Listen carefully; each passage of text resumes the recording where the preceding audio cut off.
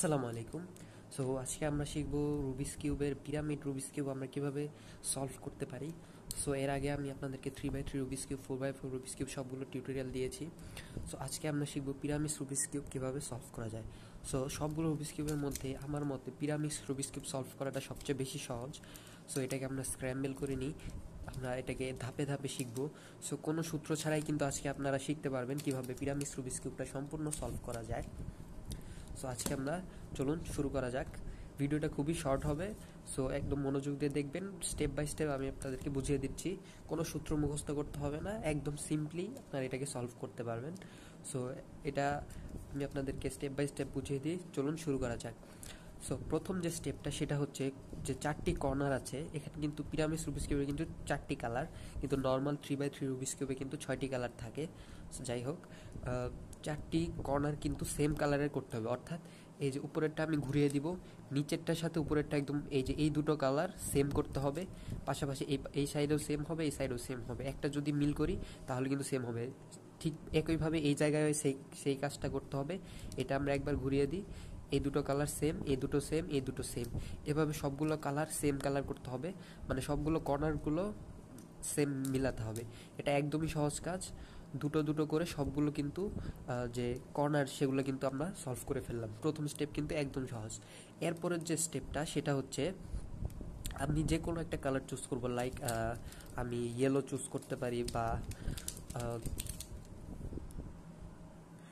আমি yellow choose করতে পারি অথবা গ্রিন, যে কোনো একটা। সো আমি একটা কালার চুজ করি, সেটা হচ্ছে ইয়েলো।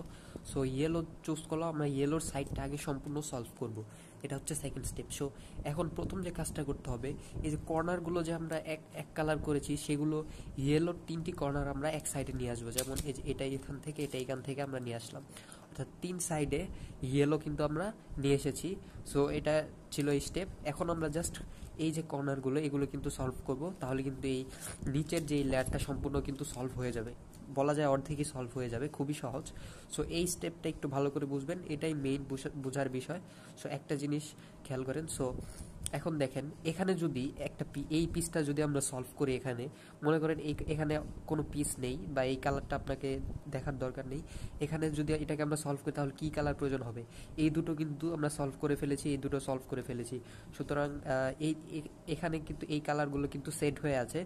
তো এখানে যদি আমাদের কোনো পিস দরকার হয় তাহলে কিন্তু অবশ্যই ইয়েলো এবং ব্লু এর পিস দরকার হবে, তাহলে কিন্তু এই লাইনটা পুরোপুরি কমপ্লিট হয়ে যাবে। সো আমরা খুঁজবো যে ইয়েলো এবং ব্লু এর পিসটা কোথায় আছে। খুবই ছোট কিউব, অত খোঁজার দরকার নেই, এখানেই দেখতে পাচ্ছেন আছে।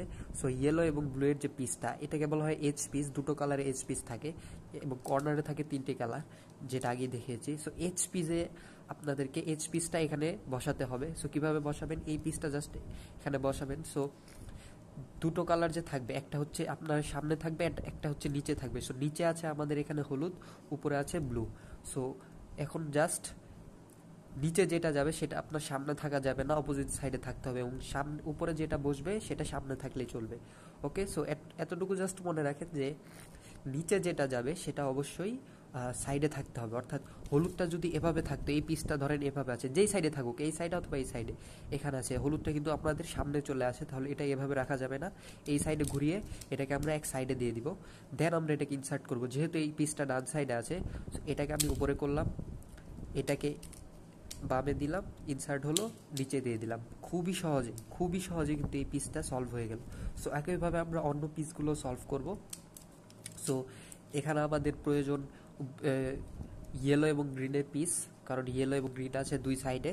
ওকে, সো ইয়েলো এবং গ্রিন যেহেতু দুই সাইডে আছে, সো এখানে দেখতে পাচ্ছেন ইয়েলো এবং গ্রিন এই পিসটা এখানে আছে, এবং ইয়েলো কিন্তু যেহেতু নিচে যাবে, ইয়েলো কিন্তু আমাদের সামনে নেই, ইয়েলোটা সাইডেই আছে। এই সাইডে থাকুক অথবা এই সাইডে থাকুক, কোনো অসুবিধা নেই। সো পিসটা আমাদের এখন বাম সাইডে আছে। সো যেহেতু পিসটা বাম সাইডে আছে, সো এটাকে আমরা ডান সাইডে উপরে তুলবো, এটাকে ঘুরিয়ে এই সাইডে দিয়ে দিব, ইনসার্ট, এরপরে নিচে দিয়ে দিব। এই পিসটাও কিন্তু সলভ হয়ে গেছে। সো একইভাবে আমরা কিন্তু সবগুলো পিস সলভ করে ফেলতে পারি। সো এখানে কিন্তু প্রয়োজন, দেখতে পাচ্ছেন ইয়েলো এবং অরেঞ্জ। সো ইয়েলো এবং অরেঞ্জের পিসটা এখানে আছে, কিন্তু এটা সেট নেই। সো এটাকে আমরা উপরে তুলবো, দেন ইনসার্ট করব। সো এভাবে আমরা উপরে তুললাম। ওকে, সো একই সূত্র দিয়ে, সো ইয়েলোটা আমাদের সামনে আছে, সামনে থাকা যাবে না, পিছনে এই সাইডে দিয়ে দিলাম, এখন এই পিসটাকে আমরা ইনসার্ট করব। সো খুব সহজেই কিন্তু প্রথম যে স্টেপটা এটা কিন্তু দেখতে পাচ্ছেন ইয়েলো কিন্তু সম্পূর্ণ হয়ে গেছে এবং এই পিসগুলো কিন্তু হয়ে গেছে। এখন জাস্ট কি করতে হবে, লাস্ট যে এটা কিন্তু সলভ করে ফেলবো আমরা খুবই সহজে, খুবই কম সময়ে। ওকে, সো এখন দেখতে পাচ্ছেন এই উপরের পিসগুলোকে এমনভাবে পজিশন করব, নিচেরটা তো সেট হয়ে গেছে, সো উপরের সাথে এটা যাতে মিলে যায়। সো এখন এই লাস্ট পিসগুলো আমরা সলভ করব। সো এটাও একইভাবে পিস কিউবটা এভাবে ঘুরিয়ে দিই, দেখি আমরা কোনটা কোন সাইডে বসানো যায়। সো যে কোনো একটা কালার আমরা আগে ম্যাচ করব। সো দেখতে পাচ্ছেন এই যে ব্লু এবং অরেঞ্জ। সো ব্লু এবং অরেঞ্জের পিসটা আমরা এখানে পজিশন করব। সো যেহেতু ব্লুটা নিচে যাবে সেহেতু আমরা এটাকে এই সাইডে পাঠিয়ে দিব। এখন এটাকে এইভাবে ইনসার্ট করব, যেভাবে করেছিলাম এই পিসটা হয়ে গেল। এখন আরেকটি পিস আমরা করি, এই পিসটি এই সাইডে দিব, দেন ইনসার্ট করব।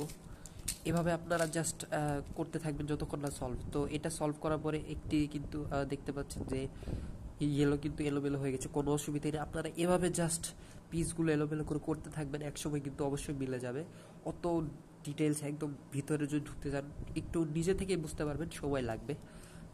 তো এটা আমরা সলভ করে ফেলি।